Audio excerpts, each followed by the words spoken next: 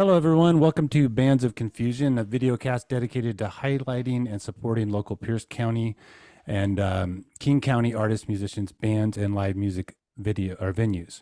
My name is JW Collier. You can find me on Instagram and TikTok under JW_drummer boy. Tonight on Bands of Confusion, I will be interviewing the band Neverlife RDX. If you would like to be featured on a future episode, please message me on my Facebook page, Bands of Confusion. The format for these interviews will look like this. I'll introduce the band and the members. We'll get to know each other or get to know each of them individually as well as a band. And we will listen to some of their music. And then at the end, we will let you know where you can go see them live. So once again, I'm here tonight with Neverlife RDX. They are Casey on vocals and guitar, Joel on bass, and Baker on drums. So let's start with Casey, who is, we just had a little conversation about who is the actual founder. It sounds like there's a couple co-founders in this band. But Casey, we'll start with you. Can you just give us a little bit about the band's, origins, kind of how it started, the name, how you guys kind of came into be Neverlife? Absolutely. So, me and Baker, our drummer, have been friends since, late middle school, maybe freshman. We'll call it early high school. Early high school. We were kind of in the same kind of edge of friend circles, but yeah. Right. Cool. And so me and a buddy, we had a garage band going. And by garage band, I mean we were two people that played guitar and could sing terribly. And one day, I got introduced to Baker, who was We had practice. Yeah, we had practice at my place. Practice is an overstatement. I would say it was a jam session at best, but it was the first drummer I had ever really, outside of the person I had been playing with, it was the first drummer that I really connected to music wise. And we had a rocky start to our friendship, as all musical relationships go, where two people are incredibly talented and kind of butt heads at certain points. But then we kind of got left to our own devices at some point, and we were two people that really just wanted to make music together. And we found a common goal in wanting to record and be better than we were the day before. And the next thing we knew, we had struck up a genuine friendship, and now we've been friends for I'd say about 20 years, probably. Just a hair under, I'd say. Well, if you want to go technically, but I'm just to round up. Ever since then, me and him have had a genuine friendship and a genuine musical relationship, and we've diverted paths many times, but we've always found a way to reconnect, and that is a testament to our friendship and a testament to who we are as musicians. And if I was to throw any bones, I mean, the two other people I play with are far more talented than I am. And I'm just happy to be here. I sit here and look pretty. I strum some shit on guitar and I sing, but I have these two wonderful people to back me up, and these are two people that I've experienced two different journeys with. Baker on drums, and then Jay on bass. When I was 18 and 19, me and Jay crossed paths, and we played in a band that was my first band that I ever played in any, I wouldn't even say paying gigs, because those are few and far between, but the first real bar gigs, to where there were people drinking and there was people there to listen to our horse shit. And I've known Jay for about 15 years now. I'm 34. I met him when I was either 18 or 19. It was pretty hazy when I met him, but the fact that I'm able to be the cohesive tissue to bring these two amazing musicians together has been like, I'm beyond grateful every time I get both these people in a room. And the fact that we're playing in a band together to this day is really cool.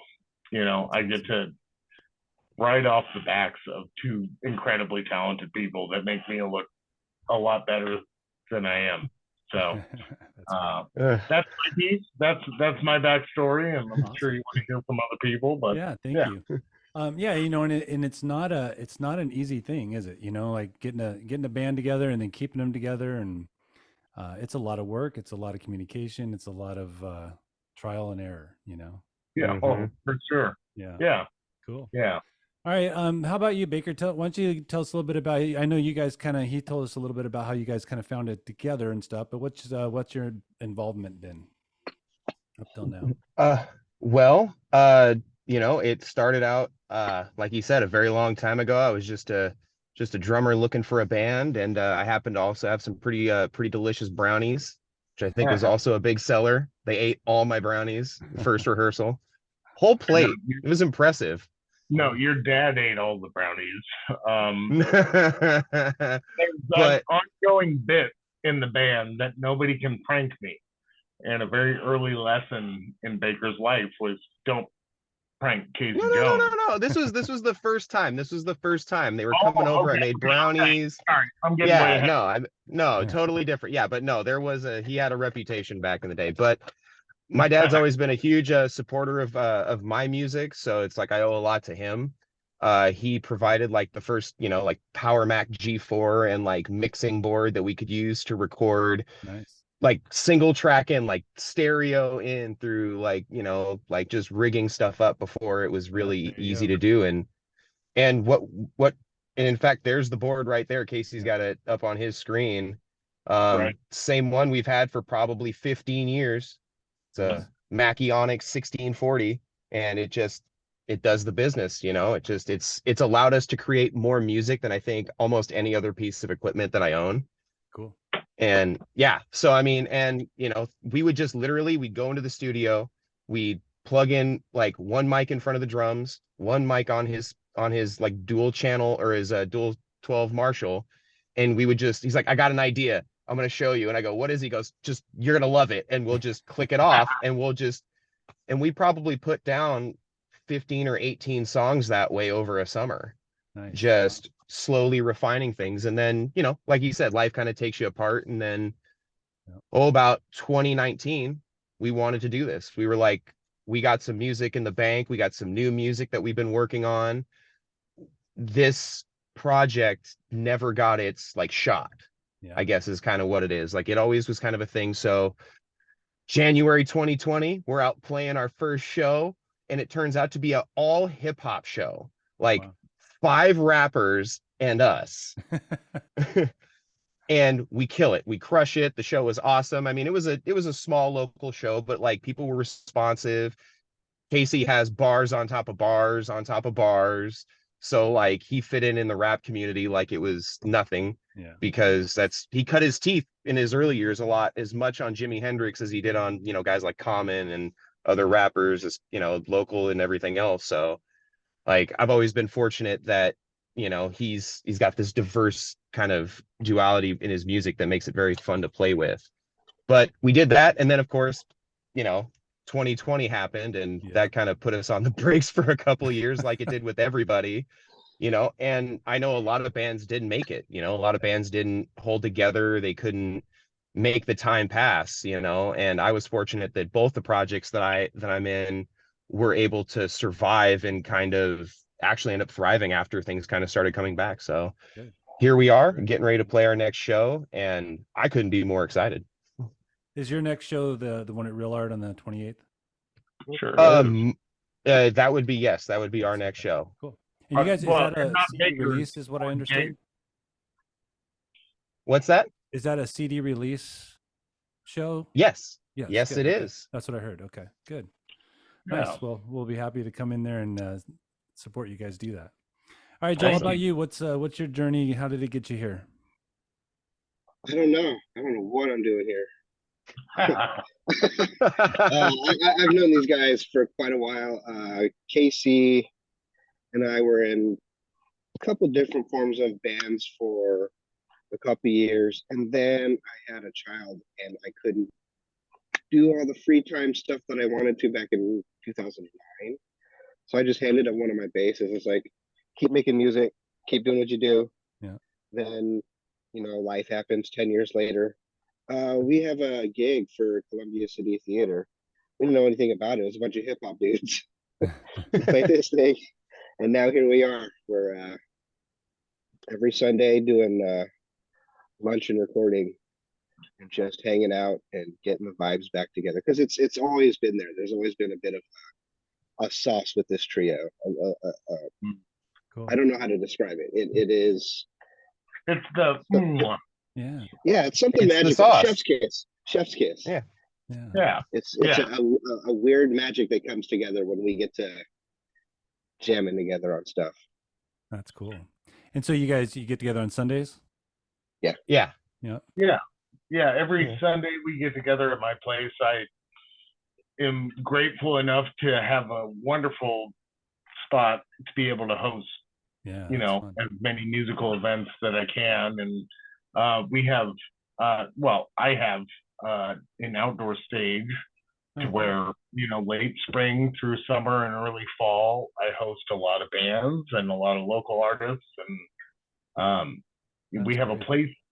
Yeah, it's really great where we get to jam outside and It's people. fantastic. That's really cool. It's fantastic. The view is gorgeous. It's looking out over a bay, and the It's atmosphere. phenomenal. It's like you said, it's the sauce. We get together and it's trying to bring back those vibes again. People getting together, enjoying the day, and friends. Friends and other people. Typically we'll take turns cooking or bringing food over or something like that, or somebody who wants to come over and hang out will bring stuff and we're just trying to develop a community, a little, kind of the Neverlife community, because we have a vibe, and that's let's have fun, let's play music, and let's enjoy the sauce. That's great. Yeah, you Definitely. guys sound perfect for like I told you, this is kind of just getting rolling right now, and one of the things behind what I want to do is really get musicians working together more, supporting each other and coming together as a community as a whole, That's Absolutely. the whole idea here. I don't know if it's going to work or not, but it's just something I have in my head, and I'm going to start kind of pushing it forward. So you guys sound like you're already in it, so that's great. I think it's great what you're doing here. I mean, that's one of the big things that I am passionate about along with this project is having a group of people that are passionate about music, about live music, about that experience. So that's why we're releasing a CD. Yep. You don't have to release a CD anymore. CDs are actually kind of one of those things where it's more like memorabilia than actual media. Yeah. But but we're going to be doing all kinds of different stuff. So I'm to throw this out there because I'm really excited about it. It's we're giving the CDs away, but I happen to find a few vintage Walkmans. That's I know you awesome. remember those beasts. Yeah, like that, right? That Casey's holding up. Yeah. And we're gonna have those available for $5 to $15 if you want to get some X bass and anti-skip and the ESB. That's great. So you can walk out, so you can walk out that day and listen to the music you just got or you just heard on stage. There's no separation, and the intimacy and the connection you make when you sit down and you listen to music on a CD player versus an MP3 player, even even something when you're streaming, you can get notifications, you can get text messages and stuff. You're distracted. Yeah. And so I want to create that experience again where we're taking time for music. We're making music an experience again. Yeah. And I think you have the right idea where it's getting musicians together, making the community happen again. That's awesome. Yeah, I love it. Yeah, I recently in the last year and a half or so got back into vinyl, and it's kind of that same idea, putting a record on and just vibing to it, in the evening. I just love it. It's really cool. Man. Yeah. Awesome. Well, let's kind of I actually did that, guys. So what I kind of am doing at this point is throwing out some questions, just kind of for you guys to answer on your own, and just kind of have fun with it, and we'll kind of go from there. Okay. Good. If you would say who inspired you the most to start playing music, who would be the person that most inspired you originally to pick up an instrument and start playing? Can I Casey, take go the ahead. lead on this one? Lead away, Casey. All right, man. Well, it's honestly a tie. My mother and father had a epic record collection, an epic vinyl collection, and from my earliest days that I can remember, I was able to pick different vinyl records to put on, and I got introduced to Are You Experienced? Jimi Hendrix and the self-titled Boston album. And from that point on, I was kind of hooked into like, wow, this is what people can do, and it makes people like feel super good. And then on my 10th birthday, I was given a acoustic guitar by my aunt on my mom's side of the family, and this was like a total crapshoot on her part. Like, I picked up this cheap acoustic guitar at a pawn shop, and I kind of got a case with it for like maybe 5 or 10 extra bucks. And I still write most of my songs on that guitar to this cool. day. I got that on my birthday, and she sat down with me and she taught me 3 chords, a C, a G, and a D. Nice. And I don't know if most of us know that, but it's the fundamentals to most of the pop songs that we hear. Mm-hmm. And all of a sudden, within a week's time, I was able to play most of the songs that I heard on the radio. And the next time my aunt came over, which was a couple weeks later, she was like, "Oh, I kind of want to see where you're at with this guitar." And she admitted, and this isn't a brag by any means, but it is at the same time. She admitted that I was better than her because I had figured out like lead patterns to play. Because I'm not a lady killer by I am now, but not lies, liar, yeah, liar. Not at that time. I was not a lady killer, but I supplemented that with spending time with my baby, my guitar, and I spent hours upon hours every day going home thinking nothing else but like I just want to play my instrument. And then to give everybody else in the group a toss, I found people along the way that were feeling the same way. Yep. When I met Baker, like I've never met somebody with that same intensity to go home and play their instrument, and that's the way they express themselves. And then shortly after that, I meet Jay, who is just better than all of us on every account, really. I mean, he's sensational. And he's a vibe unto himself, hardcore, like completely. And to believe cool. in a piece of shit like me is hey now. Hey, take it easy there. Take it easy. Don't talk to my boyfriend like that, all right? Well, to put faith in somebody like me who just found their thing playing their guitar and singing their songs, and singing wasn't even my forte. I just wanted to play guitar for a long time, and then as Jay would remember, we were playing in a band to where we had a lead singer that would just kind of wing it on every level, Everything. He was a handsome guy and a good person to throw up there, but not talented really in any way. And then we separated, and I was like, well, who do I want to sing songs? And it's got to be you, bud. It's got to be you. Yeah. You got the voice, man. You got the words. I found it over years of hard work, man. I was not naturally brought into being able to sing. I'm a guitar player through and through, but you see, you are also very big into the hip hop scene, so you're no stranger to sitting behind a microphone and saying some things.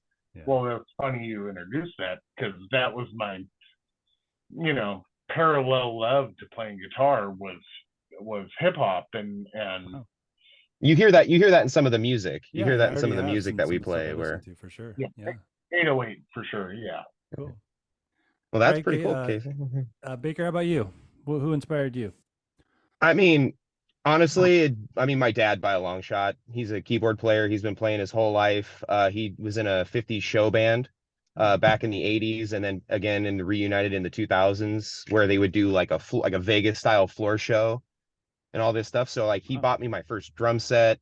He, always encouraged me to play music. He always jammed with me. He introduced me to just talent on a level that you can't pay for the kind of jam sessions that you get to do when someone 40 years your senior is bringing in vets and they're comfortable playing with you, which only boosts my confidence and everything. And then the other person probably would be my buddy JC. He broke his collarbone snowboarding when he was 14. Wow. And because and this is kind of almost annoying at times, but I love him to death for it. He's just naturally good at everything. He Yeah. picked up Yeah. guitar, same thing. It was like Casey in like 3 weeks. He was playing, lead lines and acoustic, and he was buying an electric, and he was writing songs. And Was then this I was like, what was the band's name? I'm sorry, it's some race car. no, it was just race car. It was race car because it was a palindrome, because it was the same back and forth. That was the Yeah. only reason. So Okay. that band recorded on a reel to reel, by the way. We did our first recordings on reel to Wow. reel. Yeah, dude. Yeah. So, Yeah. but yeah, so he inspired me to pick up my drums, and then we started jamming, and really he's the kind of the reason that my career took the trajectory, because I wasn't really focused until then. I was jamming and I was playing with my dad, but I didn't have like anyone in my peer group. Right. Right. So between those two, yeah, they were kind of the big inspirations. They're why I'm here today. I love you guys' answers, because a lot of time, I think people are gonna, pull up somebody famous or something they grew up listening to and all that. And you guys are talking about family and friends. That's really cool. I like it. All right, Joel, how about you? Who inspired Oh, you? definitely my dad. He was one of those guys in the Navy. He would bring a 63 Showman amp, the big heavy head and the 212 cab. He brought that thing everywhere with him. And so I was always that kid poking at the fender grill and stuff and wondering why. What is this all about? I'd be messing with his stereo equipment when I was a kid. I'd be the kid scratching his vinyls. But yeah, everything you can see. He was out of the Navy from the Philippines. He joined and came to America, and he would listen to everything from the Beatles to what was popular in the Philippines at the time, BSD Co, Cinderella. So a lot of that stuff is still very much based in what I base my style around. I mean, there's pictures of James Jamerson, John Lennon, there's Santana, there's Jimi Hendrix. All of this stuff is from my dad, Wow, like that's great. growing up, and still very much immersed in it. I was sorry. I'm going to take a little sidebar over here. I'm in a Northwest Premier All Filipino Hall & Oates cover band, and Little donuts. Don't feel. The little donuts. I introduced him to one of his heroes growing up when we were doing the Filipino festival at Seward Park. And it was one of the founders for the band VST Co, which was like the 70s Filipino Bee Gees, the equivalent of the Bee Gees in the Philippines. Okay. This guy teaches math in Seattle right now. And I was like, hey, Dad, this guy, he's one of the founders of this band that I still love to this day. I'll rock out and throw down with that record anytime. But yeah, nice. I had to throw that in there. Yeah, then no, that's cool. Very cool. Definitely my dad. Definitely my dad. All right. Well, so for time's sake, let's go. I'm going to keep this kind of simple. Let's go with how about what's in locally? What's the favorite place you guys have played? Just a quick answer. What's the favorite venue you've played at so far? Casey, you want to go first? Sure. I host, short and sweet, buddy. Yeah, I host an open mic at a local. It's a strange place. It's technically a grocery store, but it has a tap room, and I host an open mic there every Friday. Oh, cool. It's in Gig Harbor, and I give everybody who wants to show up a fair shot. And one of the most important parts of it is having people tell me that they play their songs in front of people for the first time. Oh, that's cool. It's a great opportunity because you wish you had that, growing up playing whatever you're playing. and then to be able to give that back to the community that I work in and live in is a really genuinely great opportunity for me. So That's great. yeah. Well, And I'll pass it on to Baker. all right, Baker, what about you? Where do you like to play? Well, there's a lot of places I've played because I've done. I'm currently in a like a top 40 cover band, the Alex Britton band. We just played. They're great. Yeah, we just played St. Patty's Day at the Old Peculiar. So I love playing pubs. Like pubs are some of the best places to play in the world. But Hey, I will say, but I for your- will say this, but I will Oh. say this. Of all the places I've ever played, my favorite place I think has to be a place called the Little Red Hen in Oh, yeah. Green Lake. I know that one. I played in a country band there, and there are no fans like country fans. There are no bars like country bars. When you want to party, have a good time, dancing, I have never seen a place that has that kind of that energy and that vibe. So of all those places, if I like, I'll play at a pub anytime, especially, but like Little Red Hen has a special place for me. Just, It is a fun place. I do. I like that place a lot. It's good. I haven't thought about that one in a while since I moved south. Yeah, that's great. Yeah. All right, Joel, how about you? Where do you like to play? So are we talking like our most favorite? Because there's a couple Yeah, just where do you enjoy playing locally? I really like the Spanish Ballroom at McMinimans. That was fun. We're booking the show there, by the way. There's two places in Tacoma that I've cleaned up real nice lately. I like the Java Jive. That's always fun. And I like what Real Art is doing. Real Art. They're doing it right now. Yep. Real Art. Yeah. I'm really looking fun. I haven't played there yet, so I'm looking forward to it. It's super cool. It's super cool. I feel like I've played at some place either right next to it or it in a previous life, 10, 12 years ago. There's been so many little clubs that have been in and out of those spaces in Tacoma, right there on South Tacoma Way, the Stonebrook, or and all that stuff. But yeah, no, I love what they're doing. I think it's great that there needs to be more places like that. Yeah. Well, that's kind of what I'm hoping to do here. Like get everybody talking, get people helping each other and supporting each other. The more people we get showing up to shows, we're going to get venues offering more stuff. Yeah, for sure. Can I say one more thing? I forgot. This is something I can't believe. I don't know if it's this way now, but back in the day, Louis G's. Oh, I don't know. Pizza place. Louis G's was when Louis owned it, was the best place to play. When it So was much coming up fun. in the first few years, he was all about the bands, all about the sound, killer stage. So I mean, that's an honorable mention there, just for anyone who's kind of an OG. Cool. All right, guys, let's get to some music. So what I'm going to do right now is I'm going to start with a song called 808. And you guys sent me a little video, so I'm going to put that up. And I won't play the whole thing, okay? So we'll just get it going for a little bit. I'll bring it back, a couple words about the song, and then we'll go to our next one, and then we'll talk about where you got shows coming up here, okay? Cool. So let's go with this.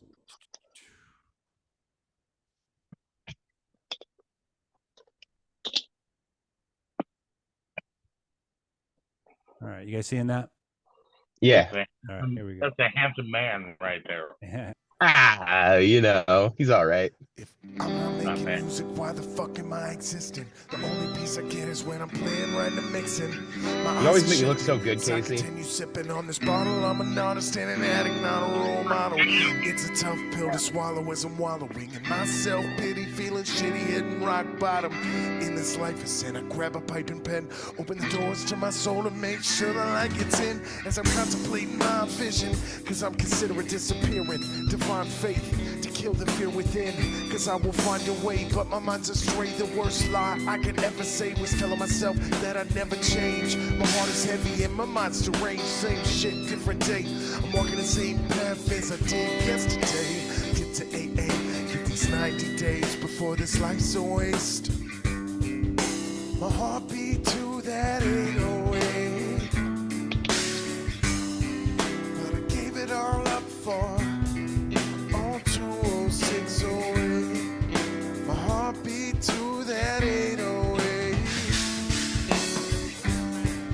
but I gave it all up for 20608. I remember the nights of drinking liquor, digging through some old pictures. But now I gotta figure out what's wrong with me. Went from writing every day to singing one song a week and put it on repeat. Thinking about the times with the band, mobbing in the van, feeling like the fucking man, doing everything I can to be successful. But this life is so stressful, especially when your family and friends start to second guess you, telling me that I should drop this or that. Easy, no, can't do it all, and I'll reply back. Fuck you and fuck that. Cause I'ma be what I wanna be. I'm more than just an oddity. I'm a child prodigy. It's part of my philosophy intertwined in my neurology. So get the fuck up off of me. I'll cut your drama like Jeffrey Dahmer. Then to bother what your problems be. My heartbeat to that 808. But I gave it all up for. All right. Yeah. Guy, Casey, you got so many bars, Casey. Like, just Yeah. Yeah. All right. Let's come back here. All right. Just a couple words. What? Tell me about the song. he wrote it. Should I take the lead on this one? I think so, bud. This one has your Yeah. name all over it. Yeah, it does. This was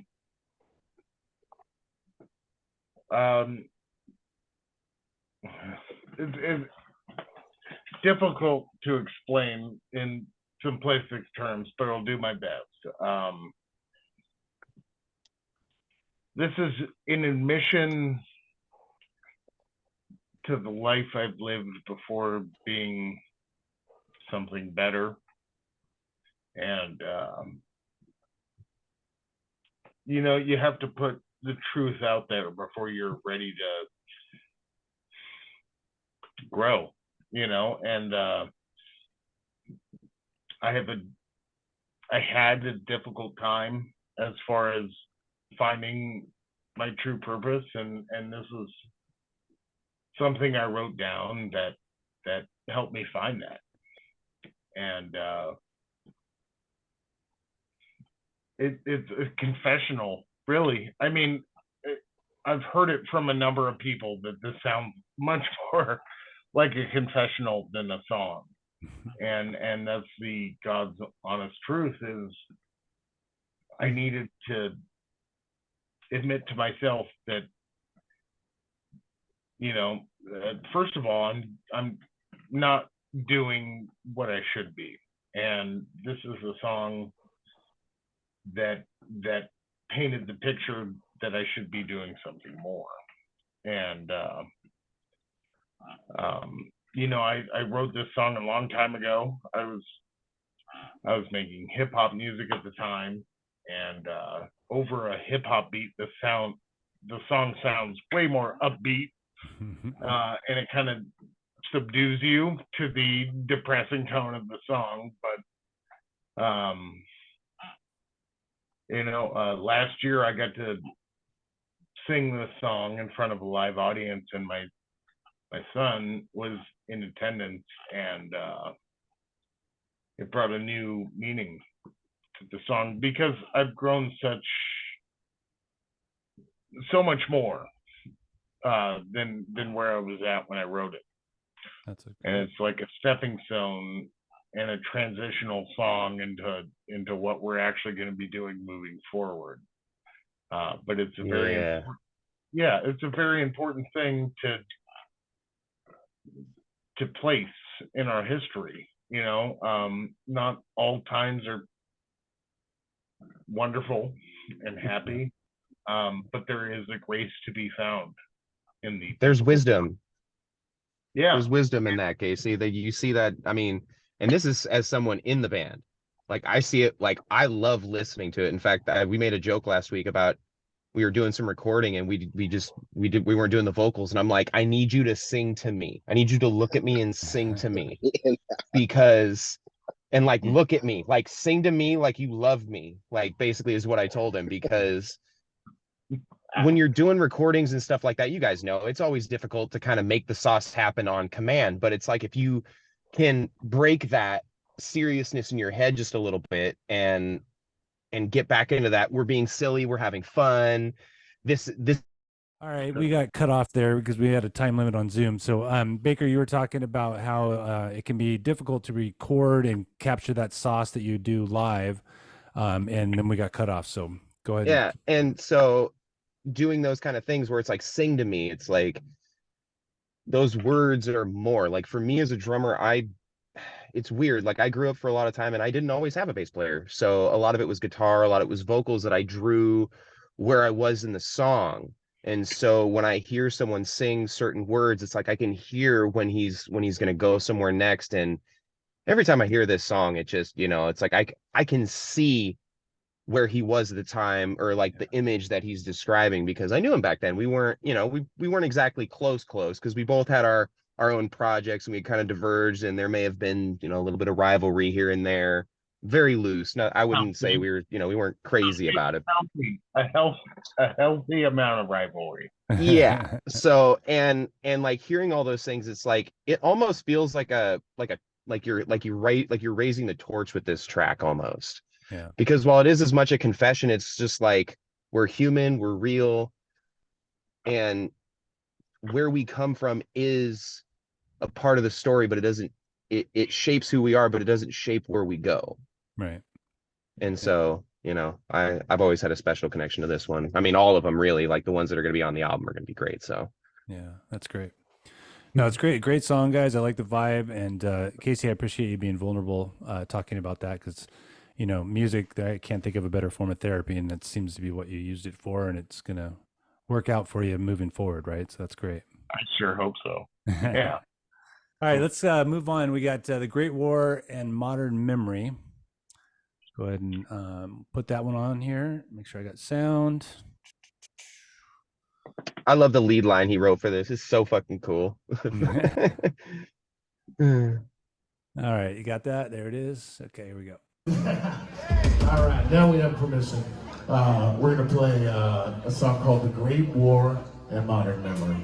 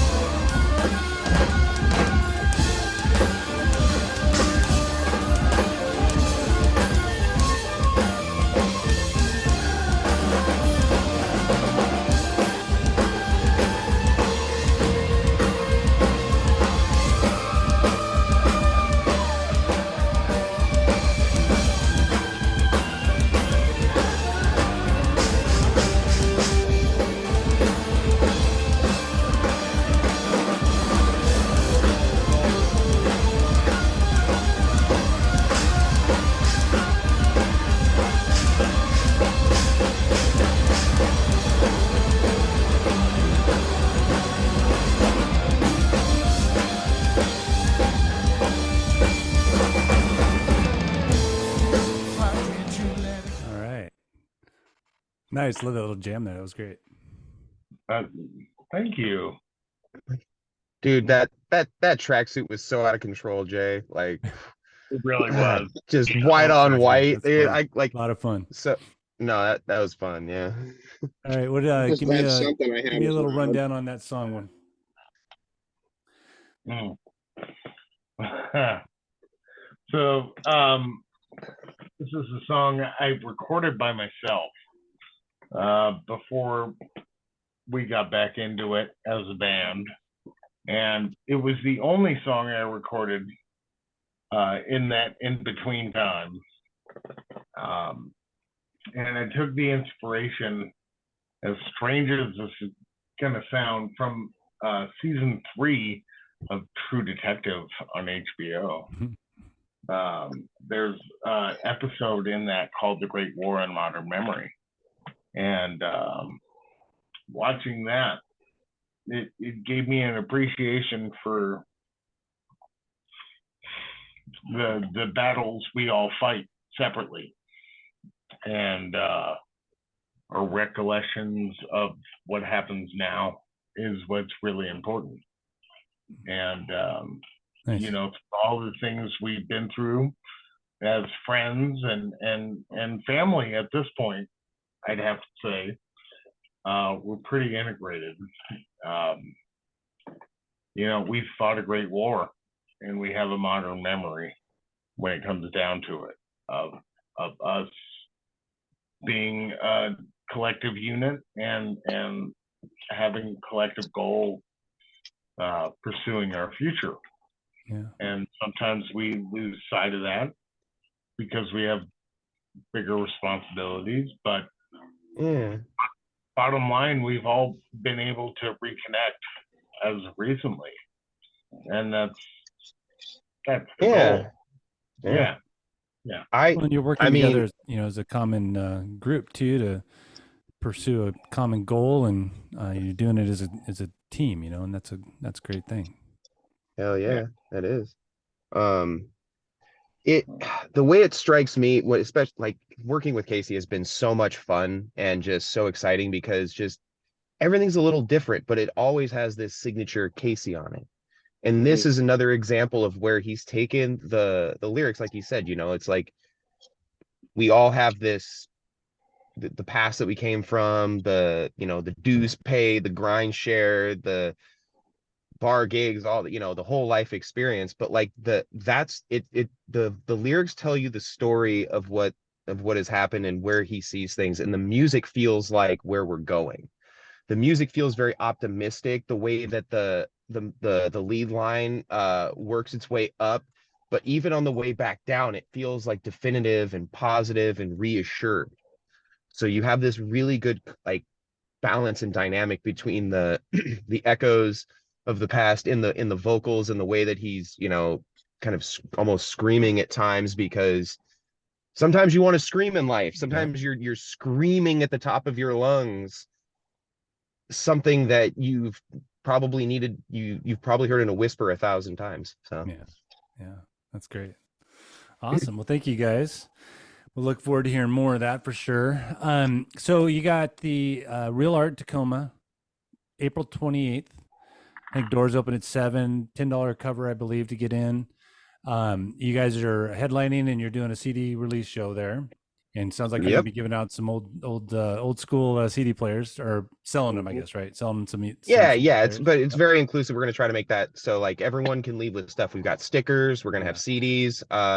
I don't know too much else. There's still some things in the works, so I don't want to overpromise, but no, that's gonna be one of the things that's gonna be available. We want to give you an experience, and I'm actually gonna be there all night this time. Last time I had a bit of a double booking that kind of happened. Wow. And so like for having multiple musical gigs. So what happened, like, so I ended up having a double booking because it was just one of those things, you know, life happens in music, where it just so happens that I had a gig in Tacoma, and then 20 minutes, and I'm not even kidding, after that I had to be at Pavilion Park on stage. Wow. And I made it. I made crazy. it with 5 minutes to spare. I can't believe it. Like, I mean, we ended the set. These guys were rock stars. Woo! Rockstar Casey. Woo! There we are. Yeah, boy. I'm just saying, But it's a good point. but What's up? no, but no, Yeah. we're hanging out all night this time. Like we're Great. gonna be there. We're vibing. We're jamming. We're rocking. Like I'm super excited. Right now, I think that's the only one we have in the Okay. lineup, but it's a Okay. big one. This is Yeah, the it big is. one. So Yep.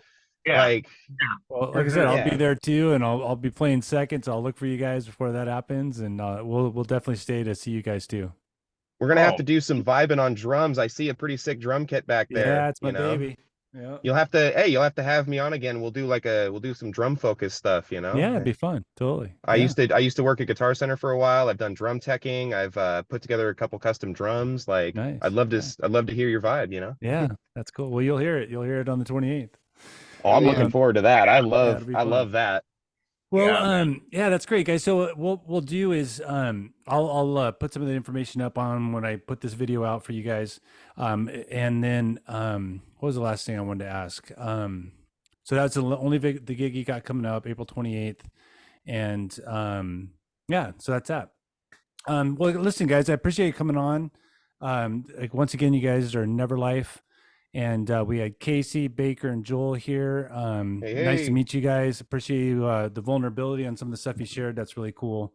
And like I said, oh, that's what it was. I knew there was one more thing I wanted to say. So one of the things I'm really trying to push with this idea, and I want you guys to get on board with it with me, is trying to get more musicians going to musicians shows. You know what I Oh, mean? yeah.